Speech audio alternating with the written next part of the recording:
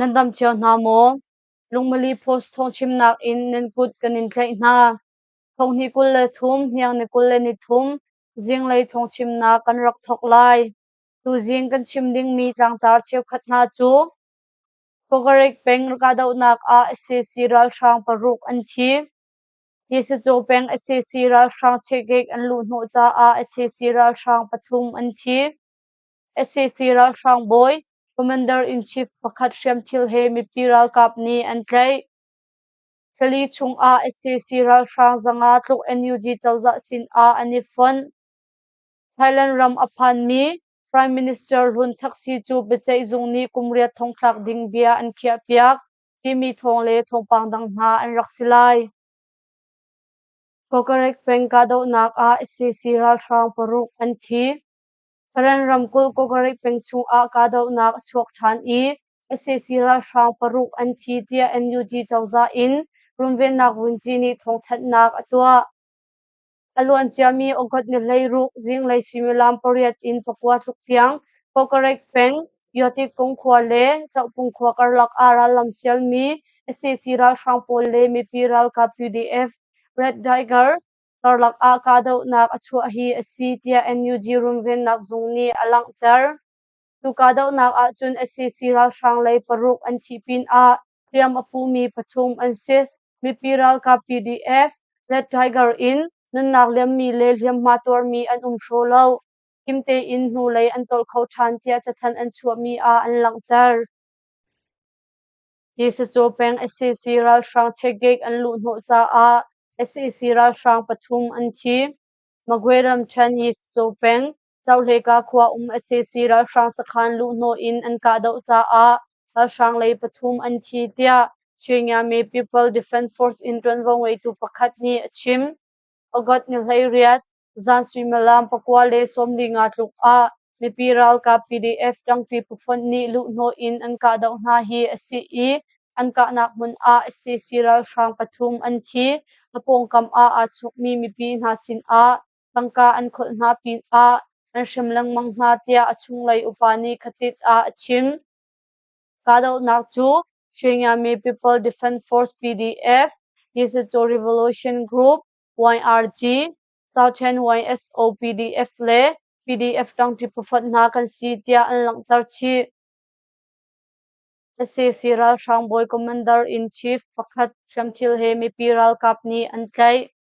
sagai ram chen kan ni peng no chang kong khwa hun khwar mi SSC ral thrang pol le tol chung shem tlai pu na karlak a ogot nikul a ka do na achuak I SSC ral thrang boy Commander in Chief pakhat chu mi piral kapni Shamthil he an tlai khi tia kan thai SSC ral thrang Kal Michael Thazang kulanga hrong chu no chang kong khwaram lak an phak a mi piral kap tang ti puna he kapni karka do na achuak I SSC ral thrang pakhat athi pin a tu bantuk in pakhat an tlai khi hi asi tia thei chi asi ka do nak chung I tlai khi mi asi cha a athi chuak mi atam I si in kan thlobul tia ULF tang ti phuni mi khong news a achim tlai khi atong mi SSC ral thrang boy Commander in Chief sin in 40mm bom panni puan zan hi le som nga le puan bom panni zong kan la kho chi tia achim chap SSC ral thrang nu pol he PDF bantuk tar in ral lam an sial takai ram than ayaro peng chung a SSC ral thrang na chu nu pol he PDF bantuk a tar in ral lam an sial na tia to chung mi ni an chim ayaro mo yo lam kam pyu khwa a ogot nikul a ral thrang som thum thuk chu moto panni in PDF thil shruk bu in amvun chia na hi asi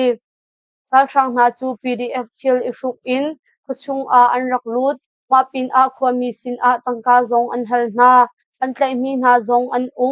PDF a lu ding zong an forfil na ral thrang ni hin PDF sakhan an lak mi theory ani shruk lai zoom asi nu pol zong ani taltia ayaro khwa mi pakhat ni achim ral thrang na ni in le lo an khak pin a mi pi an tha mi na chu PDF thil shruk tar in PDF pol kan tha mi na tia ral thrang le tang mi na ni li in thong an zam mung yo aya do lam pi chu zo fel na kan to leo asi cha a man ri loading in ogot ni kule ni khat ni a PDF ni mi pi sin rarin pek nak thong an than Mandalay Yangon moto lampi a kholtong moto le nak in minung pakhat achi ei nga hliam an tuar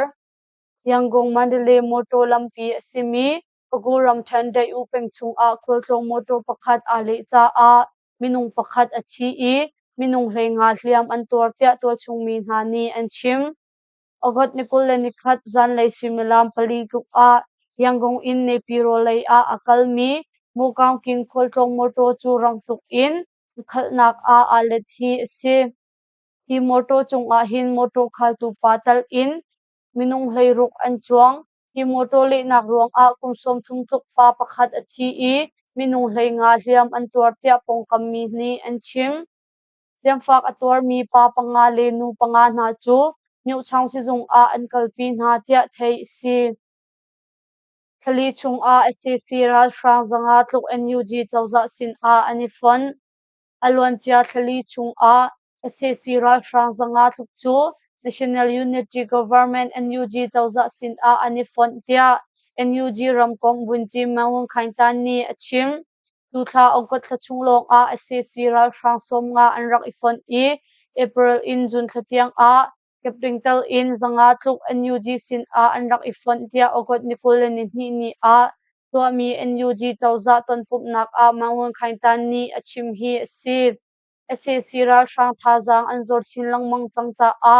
nan CDM tiang in ral tuk an chon tar hna na kong zong achim chi SCC ral frang thazang hi singthum in singli tuklong an tang khotia America ramnia thlai tu phuni an langtar Mandalay a khol ria buk in dot ruk chung in pa pakhat ata I chi ogot nikul ni khat zan a Mandalay khuchung chian I ta sampeng ma I awadi khol ria buk in dot ruk chung in pa pakhat atlak cha a athi tia mit in a hmu tu hna ni an chim dan swimalam poriat tluk a atlak hi asi I atlak tlompal a mi bom tu hna ni moto in an lak chol athi mi pa hi kumsom chum tuk asi I utlak nak mun a athi chol utlami pa hi khwal silo in ria buk angai tu fapa si tia thei si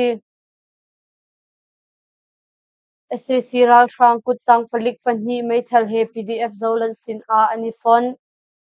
ogot nikul ni a SCC ral frang kutang asimi palik panhi chu mai thal he PDF zolan sin a ani fon na kong PDF zolan ni ogot nikul ni khat a an langtar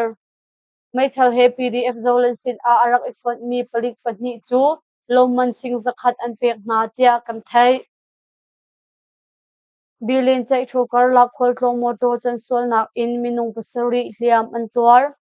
Muram kul bilin le chai thukar lak a khol tlong purtu moto chu chan sol nak atong tia tol chungmi ni an chim ogot nikul le ni hni Zinglei Thawngchimnak pasha tluk a bilin khwa in achuak mi khol tlong moto chu alu le kupong plywood sarnak pong a alat tia thei si Kholtlong minung somni tluk aphur mi moto a hin pa pakhat nu pali le hakchia panhi an di lak minung pasari chu hliam an tuar tia an langtar moto chan sol nak in hliam tor mi pasari hna chu bilim peng si in pi a an tlik pi hna tia thei si mamit ngak se tlau I chaw phim he kol se ogot nikul le nikhat a mamit pa ngak chia tlau mi chu ui chaw phim he ni thum chung an kol se man se lo tu tiang in an hmuri lo tia thei si laram rota kum hlei khat minung chu ogot ni hlei riat jing I in chung in achuak mi chu ni thum hnu zong a in alham ti lo ruang a ogot nikul le nikhat khan YMA mamit no ngei tu hroinak in an kol tia an langtar mamit palik le YMA tronwo ngei tu chiau khat hna ni aizol ui chaw phim cha in mundang ka dang a an kol peng ri tia thei si ogot nikul le ni hni hin anili nak YMA hroinak in pothan nak ding timlam ase mitlaw a hmu mi le a thenghal mi nan asi a chun phone 897419025 98620344124 a hin pe tlai nak to ding in kaninol na tia mamit YMA hroi tu na ni nol nak an tua thong hi kul la thum jun thla thok chung in ro sur leimin teklak nak in India ram chung a minung thong hi an thi thong hi kul la thum chung hin Asia ram chung cheu khat a ro sur le leimin nak fak pi in a chuak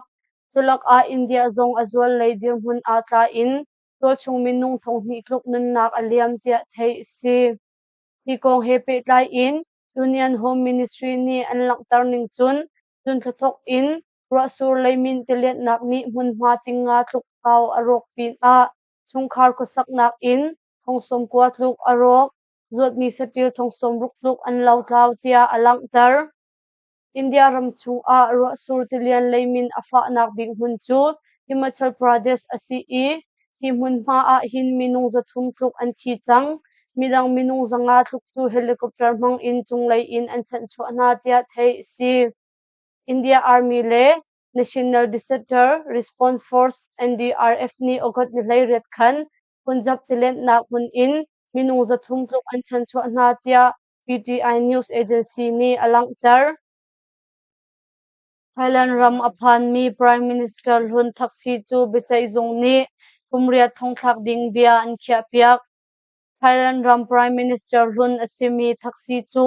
bichai nak ingding in ogot ni kulenin hi Zinglei a Singapore ram in Thailand ram aphan le changka in kumriat thongthak asilai nakong bichai zong ni thancha an chua